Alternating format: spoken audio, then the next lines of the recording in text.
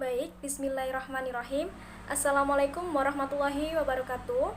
Kepada yang terhormat Bapak Fahrul Rozi, MPD, selaku dosen pengampu pembelajaran TIK di SD, serta teman-teman seperjuanganku yang saya sayangi. Di sini kelompok kami akan memaparkan tentang memahami metode dan teknik pembelajaran TIK berbasis instructional games di SD dengan anggota Elsa Rigita Cahyani dengan NIM 003, Indah Suryaning Alam dengan NIM 004, Nabila Fisalma dengan NIM 019, Diva Nurfadila dengan NIM 046, Huratul Aini dengan NIM 048, dan yang terakhir yaitu Rofiatul Adawiyah dengan NIM 061.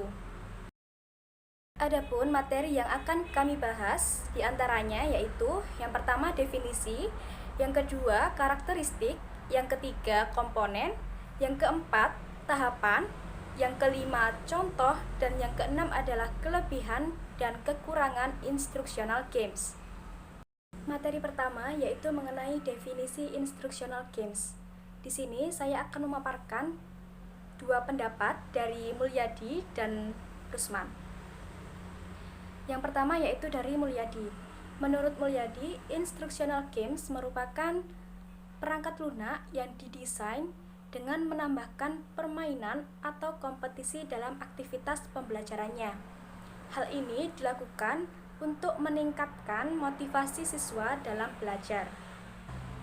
Sedangkan menurut Rusman, instructional games merupakan salah satu metode pembelajaran dengan multimedia interaktif berbasis komputer yang bertujuan untuk menyediakan pengalaman serta fasilitas belajar dengan menambah kemampuan siswa melalui bentuk permainan yang mendidik. Maksudnya adalah ketika siswa mengetahui bahwa mereka akan bermain, mereka akan melakukan sebuah kompetisi, maka di bayangan mereka akan melakukan sesuatu yang sangat menyenangkan, sesuatu yang menantang.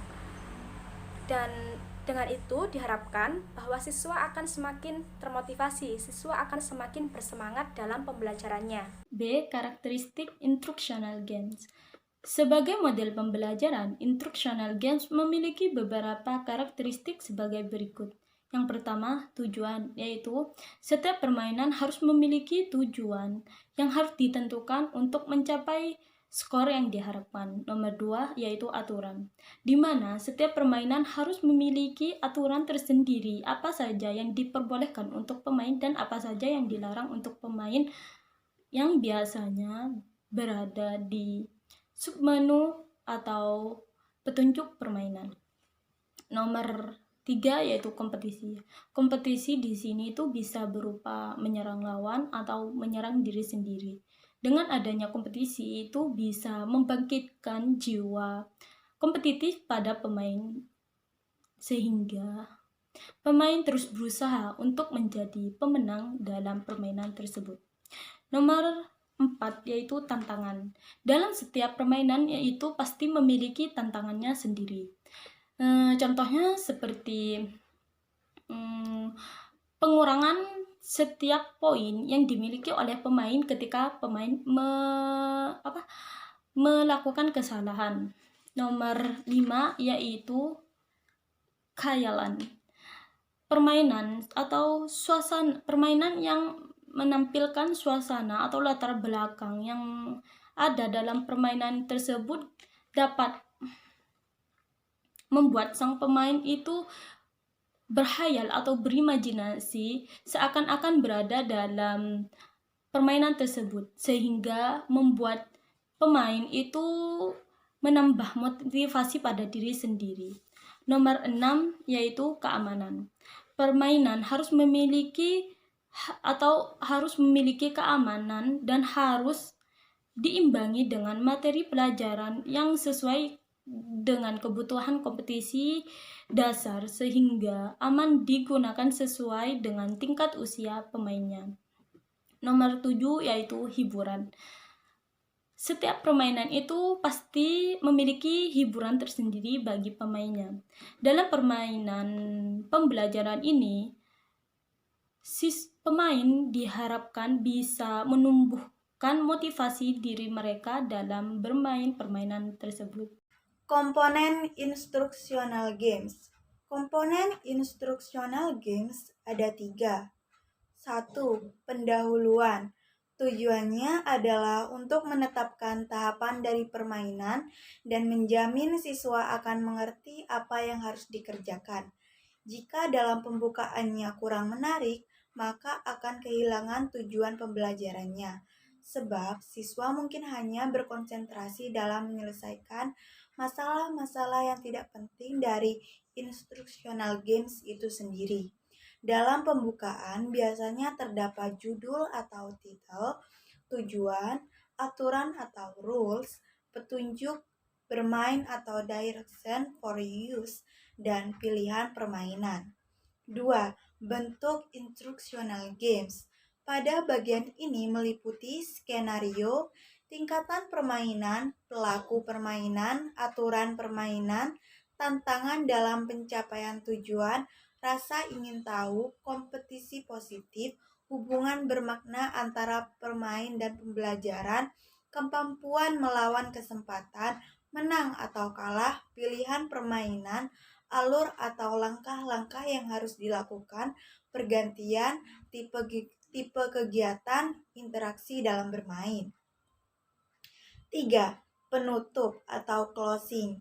Dalam menutup permainan yang harus diperhatikan adalah memberi tahu siapa pemenangnya dengan memberikan skor terbaik, memberikan penghargaan baik berupa benda seperti uang, makanan, atau permainan tambahan secara cuma-cuma, menyediakan informasi terutama dengan feedback untuk pemain dalam peningkatan permainan dalam penampilan individual, dan terakhir penutup. Baik, selanjutnya kita akan membahas tentang tahapan instructional games. Tahapan instructional games ini dibagi menjadi 6 tahapan. Yang pertama yaitu tahapan awal atau disebut dengan tahapan konsep. Nah, di tahapan ini dilakukan untuk menentukan tujuan dari suatu proses pembelajaran dan juga untuk menentukan siapa pengguna programnya dan juga jenis aplikasi apa yang akan digunakan. Nah, selanjutnya yaitu tahapan nomor 2, yaitu tahapan desain atau tahapan perencanaan. Tahapan ini sudah melakukan spesifikasi mengenai arsitektur program seperti jenis, gaya, serta tampilan.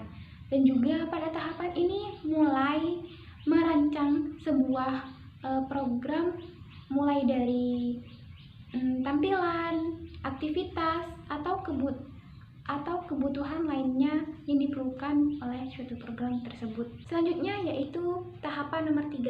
Tahapan nomor 3 yaitu tahapan material collecting. Tahapan material collecting ini merupakan tahapan pengumpulan bahan yang diperlukan dalam suatu program tertentu. Tahapan ini juga bisa dilakukan dengan cara paralel dengan tahapan berikutnya yaitu tahapan assembly. Selanjutnya yaitu tahapan nomor 4. Tahapan nomor 4 merupakan tahapan inti atau tahapan pembuatan, di mana tahapan ini semua objek dan bahan dibuat berdasarkan pada tahapan desain tadi. Baik, yang nomor 5 yaitu tahapan testing. Tahapan testing ini dilakukan untuk melihat apakah ada kesalahan atau tidak. Dan tahapan ini dilakukan setelah tahapan assembly. Tahapan yang terakhir yaitu tahapan distribution. Tahapan ini merupakan tahapan penyimpanan sebuah aplikasi ke dalam media penyimpanan. Akan tetapi apabila suatu media penyimpanan itu tidak cukup untuk menyimpan sebuah aplikasi tersebut, maka dilakukan kompresi terhadap suatu aplikasi tersebut. Di sini sebagai pemateri kelima akan memaparkan contoh media yang digunakan dalam pembelajaran TIK berbasis interactional games. Interactional games merupakan media interaktif dalam pembelajaran. Interactional games ini dibuat semenarik mungkin sehingga dapat menarik perhatian peserta didik maupun penggunanya. Contoh yang pertama ada permainan ragam kuis, di mana dalam permainan ragam kuis terdiri dari 3 menu utama. Yang pertama ada mulai, tentang, dan keluar. Selanjutnya game akan menampilkan kategori dalam permainan serta menampilkan komponen berupa kotak soal dan beberapa kotak jawaban yang harus dipilih user atau peserta didik. Selain itu, terdapat informasi terkait jawaban yang telah dipilih, di mana tanda O atau tanda bundar berarti benar dan tanda X atau silang berarti salah. Selain itu juga terdapat informasi scores dan ada tombol untuk kembali atau keluar. Yang kedua ada kuis pintar komputer, di mana dalam kuis pintar komputer ini hampir sama cara penggunaannya dengan kuis ragam. Dalam permainan kuis pintar komputer, saat program dieksekusi, maka form menu games akan ditampilkan. Pada form tersebut terdapat 3 tingkat. Yang pertama ada mudah, sedang, dan sulit. Selanjutnya game akan menampilkan soal pada komponen tingkat soal yang telah kita pilih. Soal tersebut dilengkapi dengan soal dan jawaban di bawahnya. Selain itu juga terdapat informasi dan jawaban yang telah dipilih user, baik itu benar ataupun salah. Di mana jawaban benar, capit kepiting akan berada di atas, dan ketika jawaban salah, maka capit kepiting akan berada di bawah. Yang ketiga ada kuis pintar. Dalam permainan kuis pintar, saat program dieksekusi, maka terdapat 3 pilihan. Yang pertama ada mulai, mode challenge, dan tentang kami. Selanjutnya game akan menampilkan kategori dalam permainan terdiri dari umum, sains, teknologi, dan hiburan. Selain itu, kuis pintar ini juga disertai waktu pengerjaan, setiap soalnya 9 detik, di mana dalam setiap detiknya 9 detik tersebut terdapat informasi jawaban baik itu benar ataupun salah, dan di akhir soal akan ada scores juga disertai tombol kembali. Yang terakhir, yang keempat, yaitu media belajar komputer. Dalam media belajar komputer, saat program dieksekusi, maka form menu akan menampilkan 2 pilihan. Yang pertama yaitu belajar, dan yang kedua yaitu bermain. Apabila kita memilih kategori permainan, maka aplikasi tersebut akan muncul sebuah soal mengenai komputer, dan di situ ada pilihan ganda atau user atau siswa dapat memilih jawaban yang sesuai dengan soal tersebut. Selain itu, jika memilih kategori belajar, maka media tersebut akan menampilkan penjelasan mengenai komputer. Pada aplikasi belajar komputer ini, kita atau user dapat belajar materi komputer dengan baik serta menyenangkan, karena aplikasi ini dilengkapi dengan fitur ujian yang berisi soal-soal komputer untuk menguji kemampuan dalam belajar komputer. Baik, terima kasih. Penjelasan selanjutnya yaitu tentang kelebihan dan kekurangan instructional games. Yang pertama yaitu tentang kelebihan instructional games adalah peserta didik dapat bisa aktif dan bisa senang dalam proses pembelajarannya. Yang kedua yaitu siswa akan tertarik dan bisa membuat siswa tersebut lebih paham dalam materi pembelajarannya. Yang ketiga, kemampuan memecahkan masalah dalam siswa tersebut lebih meningkat. Selanjutnya yaitu tentang kekurangan dalam instructional game. Yang pertama yaitu semua topik atau metode pembelajarannya tidak dapat disajikan dalam permainan. Yang kedua, dapat juga memakan waktu lebih lama dalam proses pembelajarannya. Yang ketiga, permainan dapat mengakibatkan suasana kelas bergaduh dan dapat mengganggu suasana ketenangan di kelas lainnya. Cukup sekian materi dari kelompok kami, kurang lebihnya kami mohon maaf. Wassalamualaikum warahmatullahi wabarakatuh.